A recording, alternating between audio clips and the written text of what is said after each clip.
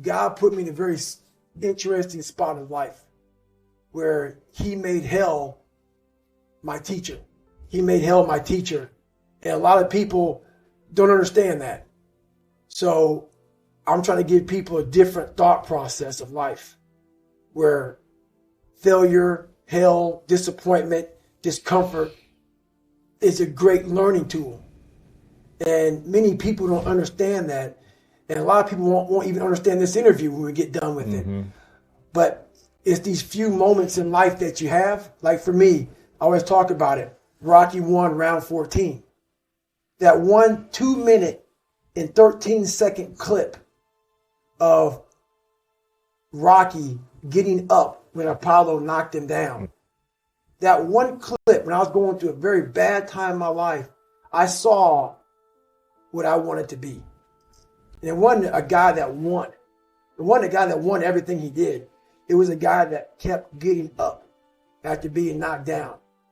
So I realized if that 2 minutes and 13 seconds changed my life, so I was. I saw something that I needed to be in the world I was living in. Maybe my story will give someone the 2 minutes and 13 seconds they need to change their life. Millions of people live in a very comfortable place. That's fine. Don't listen to me. A lot of people are looking for that 2 minutes and 13 seconds. And I might be that person. The hardest obstacle was myself. I started realizing more and more and more that all these people were gone. What was haunting me was me. I can't control my dad. I can't control the people calling me nigger. I can't control all these things. But they were things that kept me down. It started becoming my reality. My reality was what they made it out to be. And I became the most important conversation you'll ever have with your life, in your life is when you have yourself. And my conversation was absolutely horrifying. What were you saying to yourself? I'm dumb. I'm nobody. My dad was great in mental warfare. A drunk, insecure man will make everybody around him feel like hell because he wants to give you no power. And that's why he was so mean to my mom and myself and my brother, because he didn't want anybody to get above him. He wanted to keep you down low. So when you're growing up with all of this stuff, all this hate, and it wasn't the beatings. I could take the beatings all day. It was the mental torture. So when at a young age, your parents put a dialogue in you of confidence or you're nobody. So that voice in my head was, I'm a loser.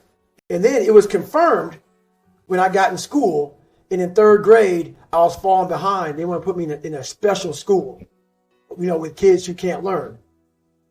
Then it was confirmed what my dad was saying. So that confirmed it. Then I started cheating. So I started realizing, I'm taking the easy way out again. And it started snowballing from there. Now the kids are calling me nigger.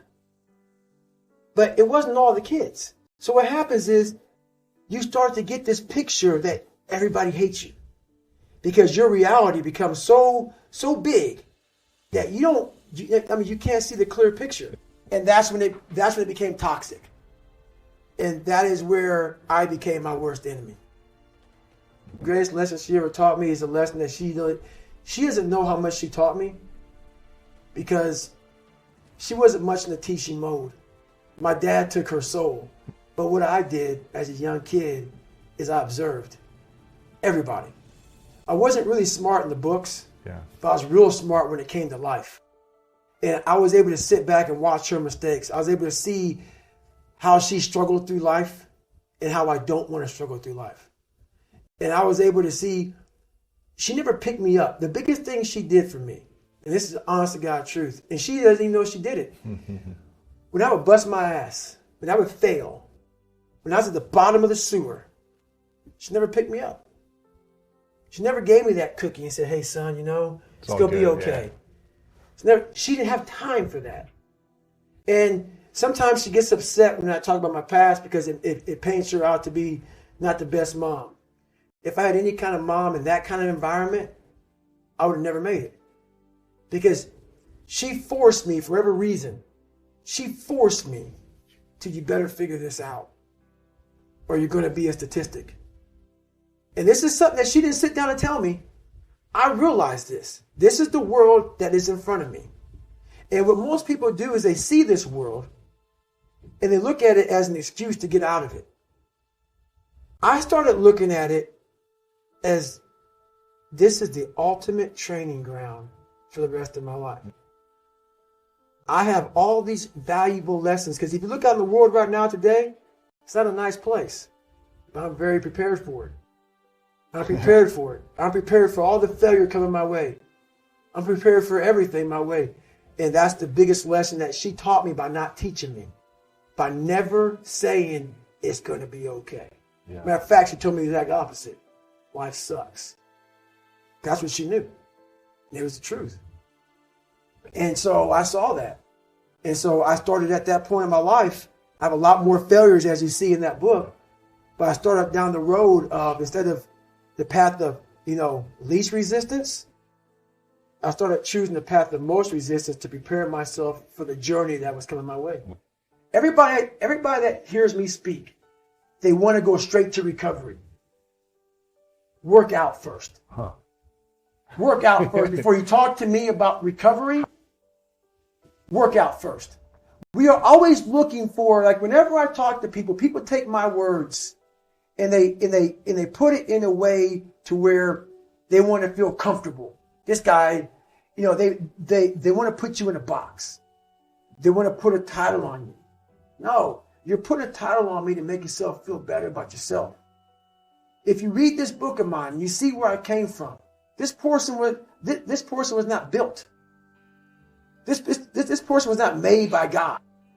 This person was built. I made this person. I made this person by diving into the insecurities that life gave me. Because now they're yours. They're yours to own.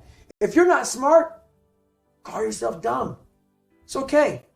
Because you are. But take that now as you're putting yourself down. If you're fat, call yourself fat. I used to be 300 pounds. We want to talk so soft to ourselves. We're looking for that recovery day. And that recovery day is everything in your life. Everything in your life is a recovery day. We're looking for it. It's not coming. It's not coming.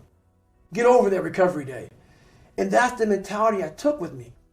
And what happened through that process was all the frivolous things of life started to float away. I used to tell people lies so they would like me. Because I was so insecure. When you start to build yourself up and start to have the one thing that we don't have is confidence. Real, authentic confidence from hard work. Everything else goes away. You no longer look to other people for your self-esteem. For validation. That's right. You now know. I walk in a room now and I know the hours and years and decades I put into David Goggins. That's something, it's not on the wall. It's not a trophy on the wall. It's not a medal on your neck. It is actually a feeling in your heart. And people go, why don't you ever smile? I don't have to. Yeah, I do have a stoic look on my face. I'm a very focused person. But the feeling I have in my soul and in my heart, that's why I don't need to smile. I don't need to smile. I don't need you to look at me and say, oh my God, you look happy. Because half of us aren't happy. We're giving you something that we think you want to see. I don't do that anymore. I don't care how you perceive David Goggins. Because through my journey, I figured out the one piece I was missing. I thought it was cars. I thought it was women. I thought it was money. I thought it was everything. The one piece I was missing was me having the courage to face myself. And once you do that on a daily basis, it's not about the running. People are going to be, you asked about working out. Where I got my work ethic from was the hours I had to spend learning this. When you sit down and you're not smart, and you have a disability, and you still want to be at the top of your class, I didn't want to just get by. When I realized that I can learn through hard work, and I can beat the valedictorian in school, but I got put in 10 hours more a day than he does. You know what kind of strength comes from that? When you're sitting down and that guy, that valedictorian studied for an hour, and you know I caught you. I caught you, and I am dumb. But I have the work ethic to catch you. That's where David Goggins got really invented. Was at a kitchen table with 20 spiral notebooks that were empty. And then 3 months later, they were full. And when you can go through that, I still have them in my storage unit. You go through these spiral notebooks of your life, and you realize this is how I learned. This is unbelievable. There's no miles. It's not about the miles. It's that. Having a discipline every day to say, for me to learn this one math problem, it's going to take me 10 hours. And that's where and you realize through hard work, you can outwork anybody, no matter how badass they are.